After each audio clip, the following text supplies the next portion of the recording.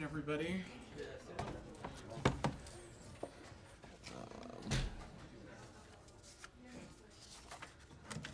I have one actually, I don't have anything at the top. I don't know why I said that.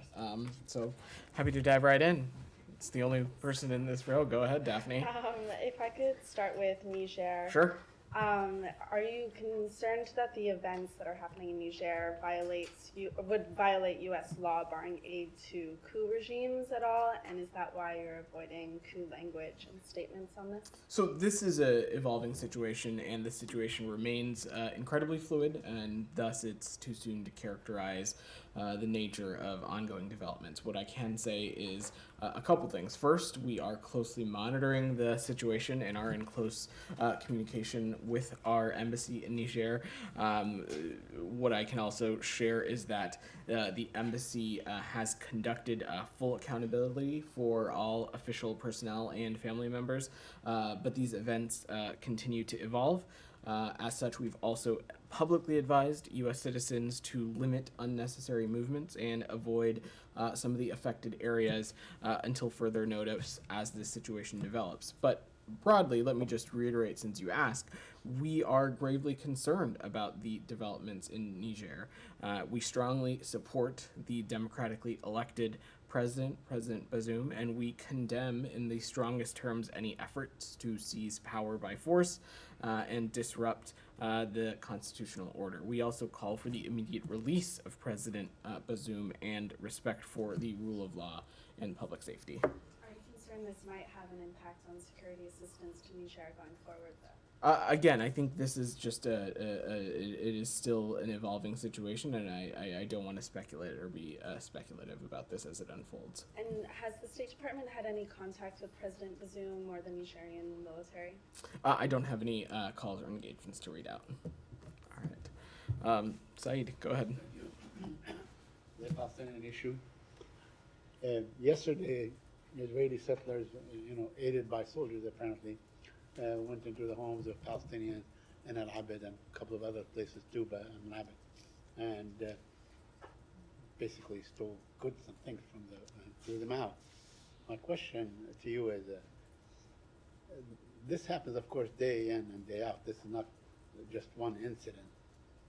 With absent any kind of judicial recourse for the Palestinians, especially with the new, these new judicial reforms and so on, would you support Palestinians going into the ICC or other international bodies for seeking justice?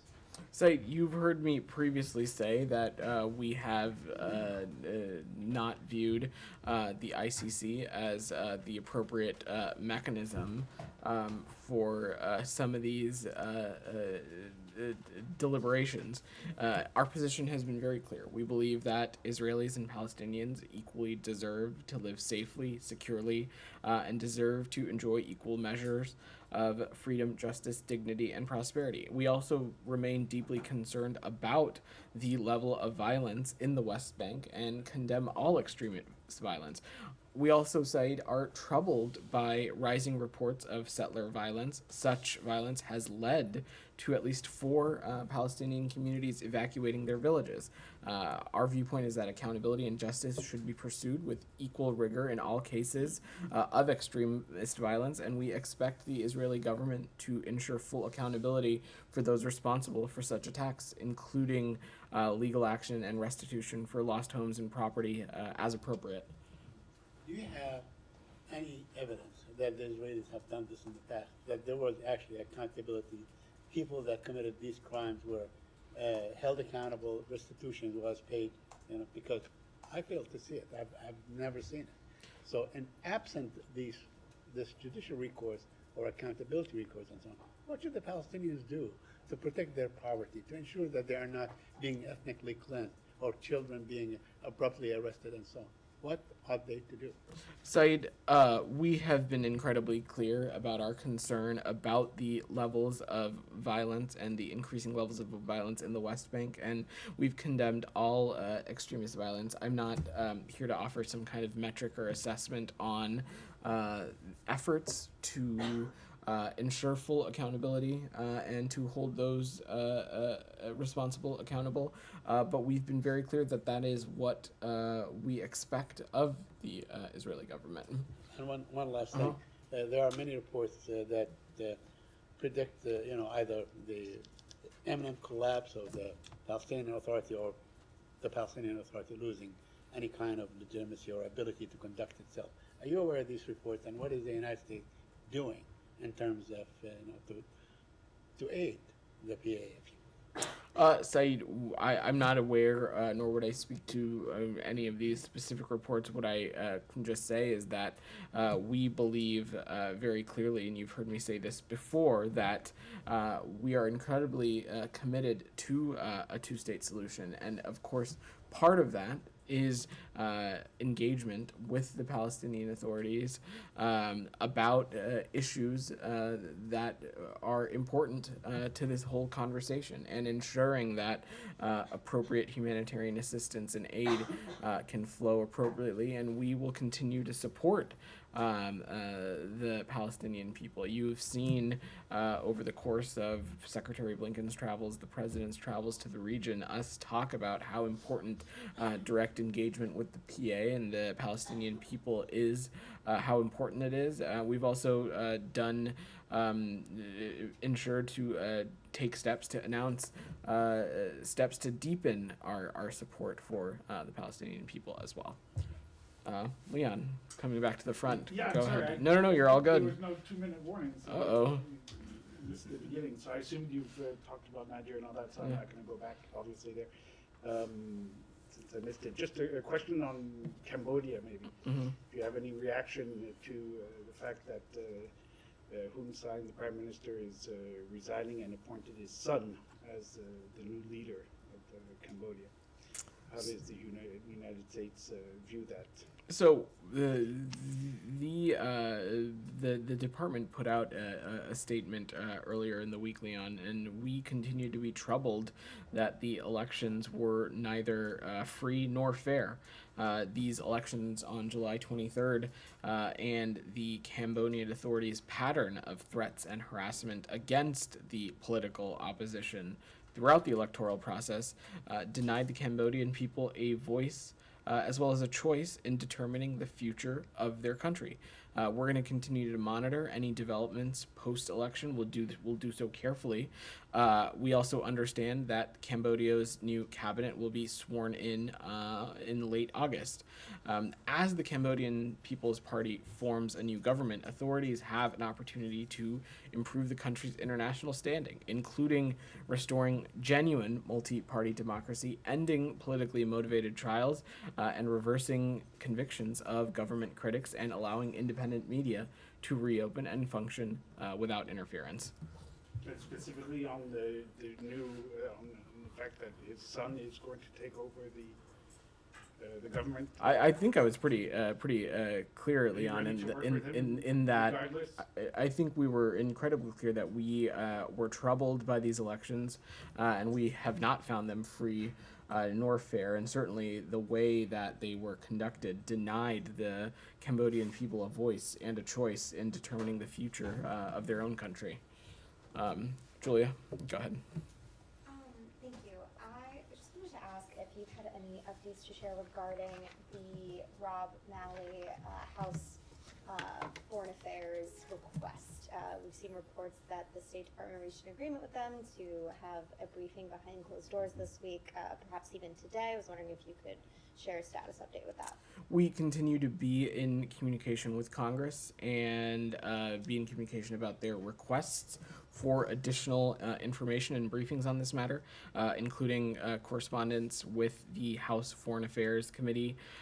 We anticipate that we'll be providing them additional briefings shortly, but I don't have any other specifics updates to offer on that. Thank you. And then shifting gears a bit. Sure.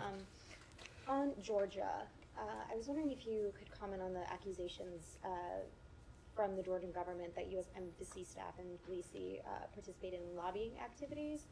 on behalf of the former imprisoned president and how do hostile instances impact the U.S.-Georgia relations?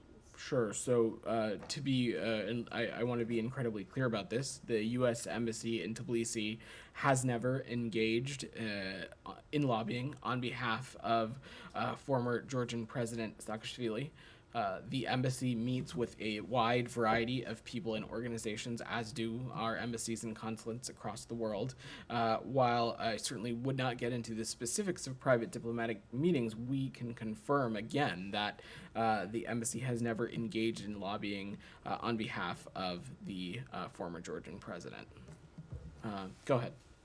So, according to a previous statement from the State Department today, the U.S. officials will meet Taliban representatives in Doha this week. I was wondering if you could have any further details in this meeting, and does this meeting in Doha indicate any change in the U.S. position towards Taliban? I don't have any additional details to offer beyond what was laid out in the media note that we shared, indicating travel for Special Representative Tom West and Rina Amiri. But also, no, this does not indicate any change in policy of the United States. We have been very clear is that we will engage with the Taliban appropriately when it is our interest and in our interest to do so. This is not intended to mean any kind of indication of recognition or any kind of indication of normalization or legitimacy of the Taliban. The comments I made yesterday very clearly about our continued concerns about backsliding in Afghanistan, the egregious human rights abuses that the Taliban is undertaking, their marginalization of Afghan women and girls. All of those things and many others continue to be of immense concern to the United States. Go ahead. Thank you. Your people on the military level and also on the diplomatic level, they met with the Peshmerga forces in Kurdistan region about the process of reforming the Kurdistan region. Then, including the recent meeting between OIR and also Peshmerga coordination meeting. Then the question is that have you gave any deadline to the Ministry of Peshmerga to come up with a solid result with their reform? And the second, what will be the next step that the U.S. will take against the Peshmerga forces if they are not meeting the goals that you set with them before the annual review in September this year? I'm going to have to get back to you on that. I don't have any updates to offer at the moment. It's expected that President Erdogan will visit Baghdad next week, and then they are discussing three main issues. One of them is water conflict between Iraq and Turkey, and also the other one is oil exporting. I've heard that you were engaged with both Ankara and Baghdad on the oil exporting, the Karachi oil exporting. Then are you still engaging on this? What's your engagement on that? And what do you expect on this visit when President Erdogan met with the Iraqi? Sure. So I'm just not going to get into the specifics of diplomatic conversations and engagements that we've had either with our Turkish or Iraqi partners. And as it relates to the visit itself, I would let those two countries speak about what they intend to discuss. I don't have... About the oil exporting stoppage from the Kurdistan region of Iraq. This is the 4th month, and do you have still engagement with both countries on this matter? I just don't have anything additional to share on that at the moment. Go ahead. Circling back to Saeed's Sure. questions on the Palestinian question, Yeah. Fatah and Hamas leaders met today in Turkey. I was just wondering, is that something that you guys were tracking? Have you spoken to, your contacts in Fatah, about the contents of that meeting? And then separately, but staying in the region, Algeria and Tunisia facing devastating wildfires. Are there any plans to send aid? Sure. So first, let me take your first question. Echoing what I said to Saeed is that we continue to remain absolutely committed to a two-state solution, and we continue to stress that any Palestinian government must unambiguously and explicitly commit to nonviolence, recognition of the State of Israel, acceptance of previous agreements and obligations between the parties, and peaceful negotiations. And the U.S. rejects terrorism in all its forms, and we've been very clear that Hamas remains a U.S. designated foreign terrorist organization.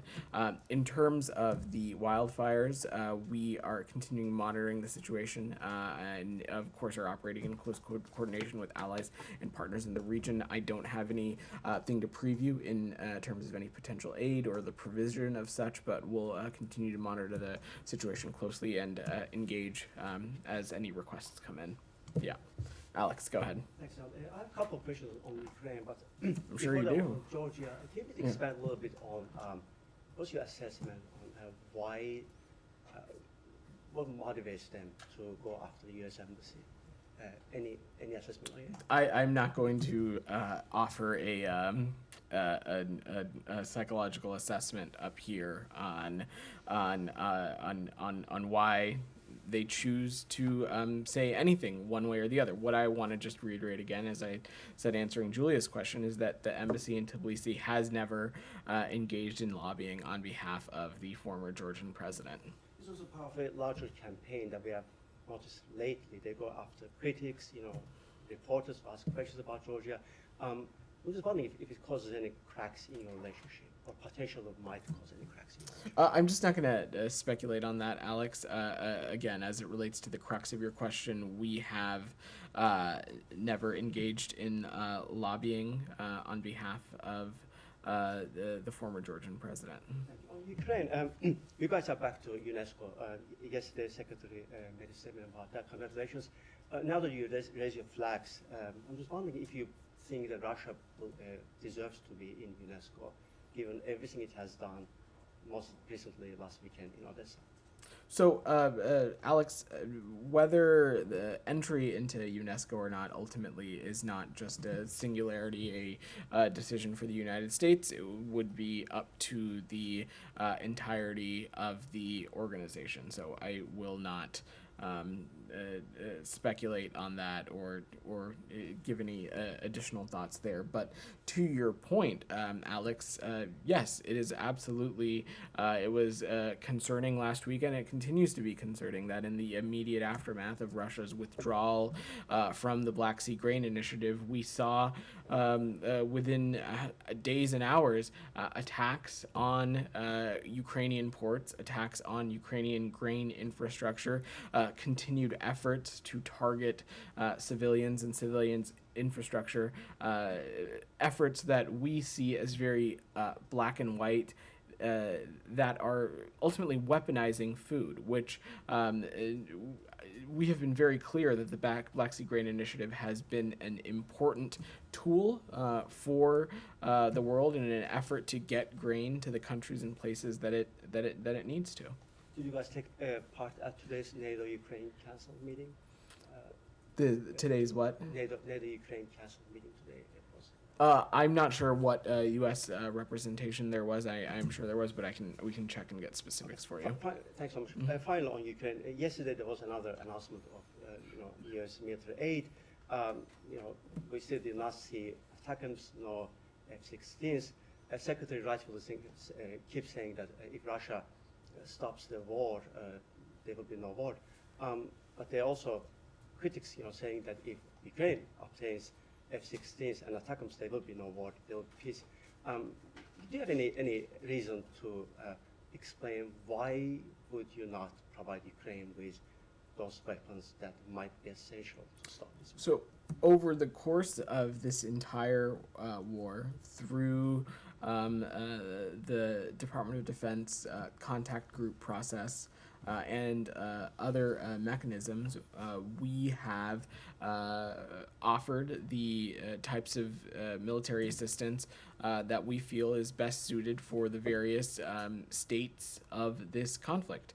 I will note that the U.S. is the world's leading provider of arms and equipment to Ukraine and will continue to use the wide range of tools available to support Ukraine's armed forces as they defend Russia's aggression. I will also note that we are going to continue to take steps to do all that we can to strengthen Ukraine's ability to defend itself, including launching new joint efforts with our partners to train Ukraine's pilots on F-16s, as we announced a couple months ago.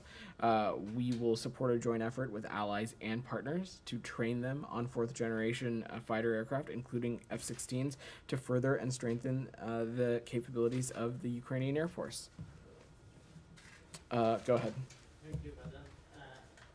According to Bangladesh media report, the Ministry of Foreign Affairs summoned the heads of 13 foreign missions, including the United States, United Kingdom, Canada, and the EU, for their recent condemning of the recent attack on the Dhaka 17 by election candidate, independent candidate. And earlier, July 20th, they summoned even resident coordinators. So you are urging for free, fair, and election, and all the Western allies and the development partner, they're urging free, fair election, but government is doing other way around. They're summon, diplomats in Dhaka. So what is your comment and what is your reaction on that? So we've been clear that political violence has no place in a democracy, and that the U.S. favors no political party. We support Bangladesh's goal of holding a free, fair, and peaceful election.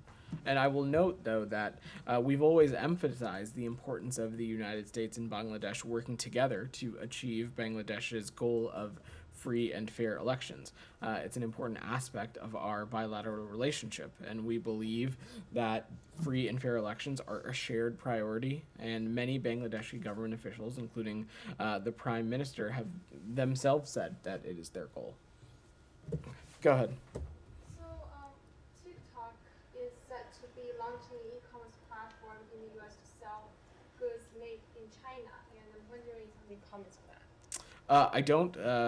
That really doesn't fall into the purview of the State Department. The provision of whether an app and its follow-on products related to it are available for consumption in the United States or not. What I can say is, from the State Department's point of view, we've been clear, at least as it relates to TikTok, that they are not available or sanctioned to be used on State Department and U.S. government devices, and so I'll just leave it at that.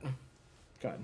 On China as well, do you have any updates on the operations of the State Department's China House, and has anyone been chosen or replaced Rick Waters as its head? I have no personnel updates to announce for you, but of course our team in China House continues to be working directly with bureaus across the department to work on issues related to, of course, the PRC and the nexus of issues between the PRC and other regions of the world. It's something, of course, that ties into Secretary Blinken's modernization agenda for the department, and we believe an important avenue to continue doing important work related to this department's China policy. Julia. Can you comment on the dismissal of the Foreign Minister Qin Gang? I spoke about this yesterday.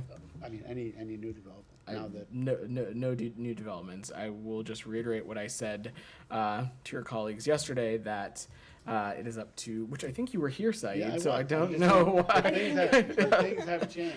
You know. Have they? Yes. You know, I mean, Okay, I'm not sure about that. As I said yesterday, it is up to the PRC to decide who their foreign minister is. Secretary Blinken also spoke to this at his press conference in Tonga. He has known Foreign Minister Wang Yi for a long time and has had the opportunity to engage with him over a number of instances, including most recently in Jakarta and in Beijing before that. We think it is important for us to continue to maintain open lines and open channels of communications with PRC officials. Julia, and I'll come back to you, Leon. Go ahead.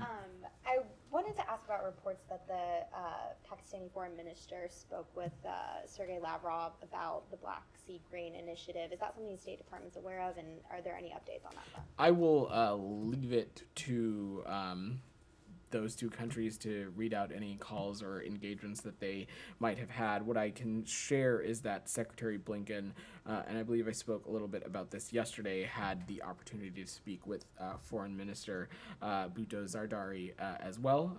They spoke earlier in the week, and they, of course, discussed a number of issues that I talked about yesterday. A commitment to the people of Pakistan, highlighting the economic success of Pakistan, how that remains a top priority for the United States. They also, of course, discussed the destabilizing effects of Russia's war in Ukraine, and how that is a shared priority for the United States and Pakistan, and of course, food security and Russia's weaponization of grain in the context of all that, of course, continues to be a top priority for us as well. Quickly, any predictions for the U.S. women's national team match tonight? I feel like if I make a prediction and it doesn't go well, you guys are going to come back to me tomorrow. But I think they're going to win. I think this is a phenomenal team. If you watched the match earlier in the week, I think they had amazing performance against Vietnam, and so looking forward to catching it later this evening. So I think they're going to do great. Leon. Their secretary will give them some luck. Well, he had the opportunity, some of you probably saw, he had the opportunity to speak with them briefly yesterday. So I know we're all very excited about that. Vedant, I obviously, we talked about this yesterday, but I'd be remiss if I didn't ask, if it hasn't been asked already, just an update on two cases, the one of Sure. Trevor Reed and Travis King. On Trevor Reed, do we know anything more about the circumstances to which it happened and what his health condition is right now? I don't have any other updates on this, Leon. Out of privacy concerns, I spoke a great deal about this yesterday, but don't have any other updates. And out of privacy concerns, we really won't have any additional information to share. And on Travis King, any communication or something from the North Koreans? No updates or news to share or anything to read out. What I will just reiterate again is what I said yesterday, is that his well-being and getting as much information as possible about his status and well-being continues to be a top priority for the United States. Did you have your hand up? No. Okay. All right. One more, then we'll... Will you brief the House of Foreign Affairs and Congress about Rob Malley this week? Julia asked that question a couple minutes ago, so we're gonna leave it and at then- that. Thanks, everybody. Is there- We're gonna is there wrap. any- Thank you.